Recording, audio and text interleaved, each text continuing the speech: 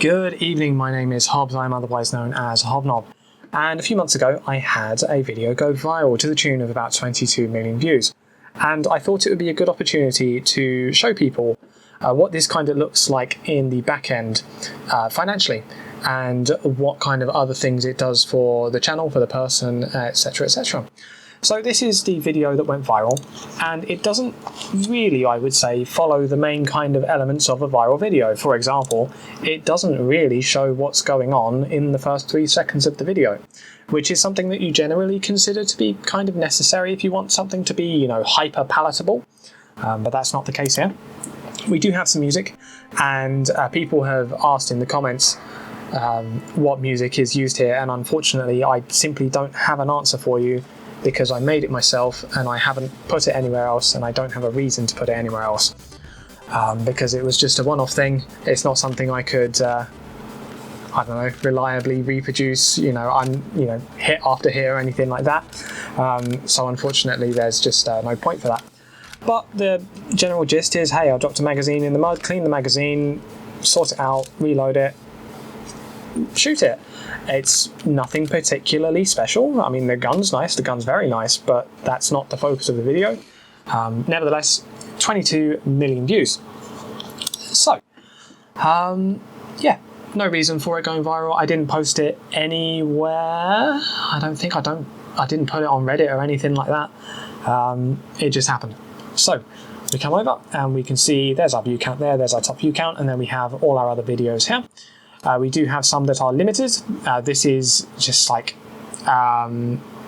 automatic procedural analysis kind of thing. Sometimes it gets dinged and then you get limited. It's limited for ad suitability, and it also usually says, no, it doesn't say there, but when doing the initial review and uploading it, it says that it limits visibility slightly as well. These ones, as you can see, 2023, 2022, 2022, 2022. These were done before I did the partnership, monetizing the channel, all the rest of it. I initially said that I wouldn't do that until the numbers went skyward, because I found out through a friend and through self-testing that you still get ads on videos, even if you don't have partnership or anything like that. Even if you don't have monetization on a video, they will still show you ads. The money just doesn't go to the creator. So, put monetization on, and then there we are. So, that is why that is like that. As for this, we click in, and we can see some bits and bobs. Now, none of this is particularly relevant. We don't have a description. We have a single tag here for hashtag Airsoft, and that is just the most popular Airsoft tag on YouTube. Makes sense, really, doesn't it? We don't have any custom thumbnail or anything like that. Fine. We do have a related video, but that was added well after the fact, I believe. If we go to monetization, then that doesn't show us anything at all. It just says that it is on. If we go to copyright, we can see if it's been dinged for copyright. There's a separate section for if someone copyrights your stuff, and then you can choose like, oh, this, that, whatever. I've only had one person outwardly copy a short that I made, and it was literally just, he posted the short I made. The title was like, what do you think of his aim, or something like that, and then it was just my video with a color filter on it, and then at the bottom was at Hob Takes Pictures, whatever the channel name was, and then the description, the channel, it was credited in the description, this video is from Hob Takes Pictures. And so that just sits there, that's fine, no need to ding that or whatever. But obviously some companies maybe are going to be a bit more aggressive with that kind of thing. Personally, there's no need for it, in my opinion. So, nothing there. Analytics, however, and we do start to see all of our good stuff. So this is how much a 22 million video, short, we'll cover that, will make. For ad revenue, this doesn't actually work because it is a bug in YouTube statistics. So we have to click on the subscriber count instead, and then we see how that has grown. It has grown largely in line with the view count. However, we can see 100, is that, are they both the same days? I believe they might be, but I would have to do math to figure those out. Obviously, we do have a delay here, which would make sense. So this would still be the start. So 8th of December. So yes, they do line up. Excuse me. And then this is when I started monetizing the channel, and then things started going up. So we can go here and then see roughly what that would mean for us if we had monetized earlier. But you don't cross the threshold for partnership until it got to that point, because it was like 10 million shorts views, and then that was your threshold. So we are a little bit shy there of what it could be. But you can do the math and work out that it wouldn't be a whole lot more potentially. Maybe. You can do the math. But our total for this was £233. And this is since it was uploaded in December. So that is roughly what a 22 million view video looks like financially. If we, so let's say 13th of January, if we go for the 13th of January here, give or take, cool. So if the monetary rate is constant, and it's not quite constant, but if it was, then we already had 11 million views, so that's half before that. So if we had been monetized at the start of this video going viral, then we could be looking at double that monetary value of 230 quid. However, most of the time if someone goes viral, they haven't reached partner already, because that's the nature of viral videos, right? You go from 0 to 100 million, and that's just how that works. So it's one thing to say, oh, it should actually be double, you're misrepresenting, but in reality, no. We've monetized as soon as we could at this point, because I'd researched before hitting that point the advertising differences, and then that's what we end up with. But if you're already partnered, when you start getting these kinds of views, then you can be looking at potentially 450 odd quid off of this one video. Other videos that do what I would call a normal rate for my channel don't do as well financially, as you can imagine, but there is a very big difference between shorts and longs, so let's talk about those. If we take a regular short, so we'll scroll down to what I would consider normal view count, that's about here, between 10 and 20,000, pretty good. I'm happy with those personally, click into that. We go into monetization, short, oh, that's a limited one. We'll have a look at it anyway, see what that gets us. Analytics, 2p for nearly 20,000 views. We'll see if one of the other ones are doing better for that. So we'll go for something close, 15,000 views. Cool, MP5 that doesn't work in any way, shape or form apparently. Analytics, 3p. Wow. So that limiting of ad revenue hasn't really made a difference there, but at the same time these numbers are so low for revenue that it doesn't matter. Yeah, if you think of this as success, 10,000, 20,000 YouTube Shorts views, and that's what you want, then hey, that's absolutely great. And if I get a YouTube short that goes up to 10, 20,000 views, I'm totally happy. But don't get ahead of yourself if you start seeing YouTube shorts going into like the 5,000, 10,000, whatever, and then think, oh, if I get this, if I get the partnership, I can quit my job, I can go, mortgage out that mansion that I want, and then I can live off the YouTube earnings. No, don't do that. It is not enough money that comes from these videos until they make absolutely silly views. So let's have a look at the longs as well while we were planning to do that. What is the best viewed long video that we have? Probably the camera one. It's the camera one. Let's have a look at the camera one. Analytics, 33 quid for about 30,000 views. So that means that longs, how do we do this? We'll say that shorts make about 1% of the money that longs do, but shorts on average are pushed to far more people by the algorithm, and it is the algorithm that matters. If we go to analytics and then reach, we can see where our traffic comes from. Sure enough, browse. That's just YouTube, that's all it is. If we go external there, because we have these numbers here that make this look, oh, crazy, wow, 15% of people will come from Discord. That means I should be posting on Discord more. I should really capitalize on that. Well, no, because it's 3.4% of your total view count. It's not, hey, post your stuff elsewhere, that's fine, nothing wrong with that. But if you actually click into, I believe we can click into that, or we can click on see more. And we can see here a very, spiky graph because we are just occasionally getting just a few views a day, not a lot at all. So when looking at these kinds of numbers here, make sure that they're fitting into the bigger picture in a way that you're expecting, and work all of that out.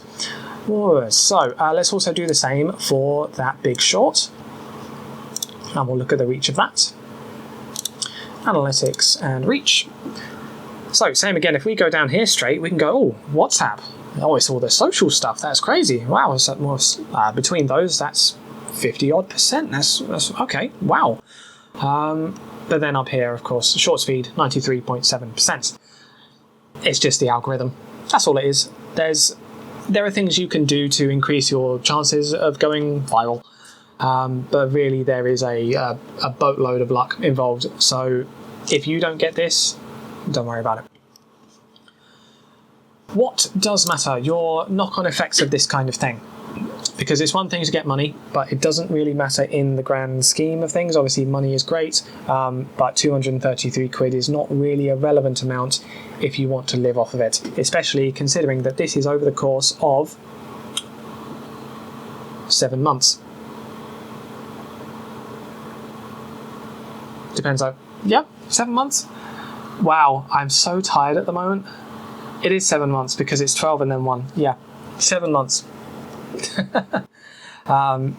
200 quid over 7 months, and even if it's 400 quid over 7 months, again, not really that relevant in terms of buying food and living, etc. But what does matter is this number here. 24.5 thousand subscribers came from this video. The total of this channel, am I not going to dox myself here? Yeah, cool. The total of this channel, 28,000 views. So, math, 90... Oh god, I'm so tired. A huge proportion of the subscribers of this channel came from that one video. That is what matters more, because if you get that audience, retain the audience, and do right by that audience, then you're onto the winning path after going viral. If you go viral, I don't really like that term, but if you have a video that goes big and you get lots of people in, and then you go, wow, whoa, I now have 20,000 subscribers. This video is sponsored by... That's not doing right by your people. Maybe it's not such a big deal for someone to click subscribe on a YouTube short, but at the same time, they have made the decision that your stuff is worth watching and that they might want to watch more of your stuff. Do right by them. Make what you make. Put the effort in. Do good. Don't sell out. Having principles. Yeah, I think that is about it. I feel like I'm missing something. Oh, this kind of thing here. Average percentage views. When you upload a new video, 9 times out of 10, there's going to be something here that says that you suck. Don't worry about it. If you actually go into, I mean, you don't even need the full analytics, you can just go into your content. And if you go in and then see that certain types of videos are just doing worse for view count overall, then hey, have a look at them. Have a look at your retention for those. If we go to content, oh, that's not the button I thought it was. That's a load of different stuff. Fair enough. Content, click into a video, and then I was going to look for retention here. If you then see that you have a very, very severe curve here, then yeah, maybe there's something that you need to consider here, especially if you have a big dip in an area, for example. For example, if you do something like a particular segment of a video, like now's the time we talk about this thing, and you see your retention just go, maybe reconsider whether that segment, whatever it is actually worth doing. Let's have a look at the retention actually for a worse performing video and see if it's similar to this. So we'll stick with a long video, but we'll go down a bit. Oh, ineligible. All right. Okay, so that one has about 2,000 views. For long form video, I'm perfectly happy with that. That's totally fine. And we shall scroll down. Oh no, analytics. We'll scroll down. I look so confused. And we see, is that a bit more severe? Potentially a little bit more severe of a curve there. And so, hey, that is your initial drop off here. This is second-hand information, but as far as I have heard, it is your initial retention that matters when it comes to YouTube deciding how many other people outside of your subscribers to show it to, and therefore that has a very large impact on your view counts, and then from the sub count that comes from that, and the community that you grow from that. Don't chase that figure. Don't worry about it too much. Like I say, if you notice an issue, like, you know, you start a certain segment and then the viewer count, the retention just goes woo, then that is something to consider. If it's all smooth and good, don't worry about it at all. Don't overthink it. I think that's it. I think that's everything that that I think is relevant to you, really. That's yeah, I mean, it's all really, the main thing is you know, showing what can't be shown through other means. You know, not everyone has a random short on their channel that got 20 million views, and so I think it could be beneficial for anyone that's curious into how that kind of thing looks financially, because it doesn't happen every day. Yeah. If we click into copyright, by the way, we can see the other stuff that's going on. So we have, this is the one, thoughts on the aim. It's just a video. And if I click into that, see Hob takes pictures. He's credited it there. He's credited it there. No problem at all. Even if that had, you know, millions of views, that's fine. He credited it, no biggie. And then we have removal requests. If you have any videos that you've requested to remove, that's where that is, in this section. The reason I'm showing this section is because this isn't available to a lot of people. Any messages, because you have the option to message, contact channel. So if you ever message someone about a copyright thing, then you can see that on there. And if you have any deleted ones, then they go in there. I don't believe you can fully delete any of these copyright things. And that's fine. If we go into earn, we see what is enabled and what isn't.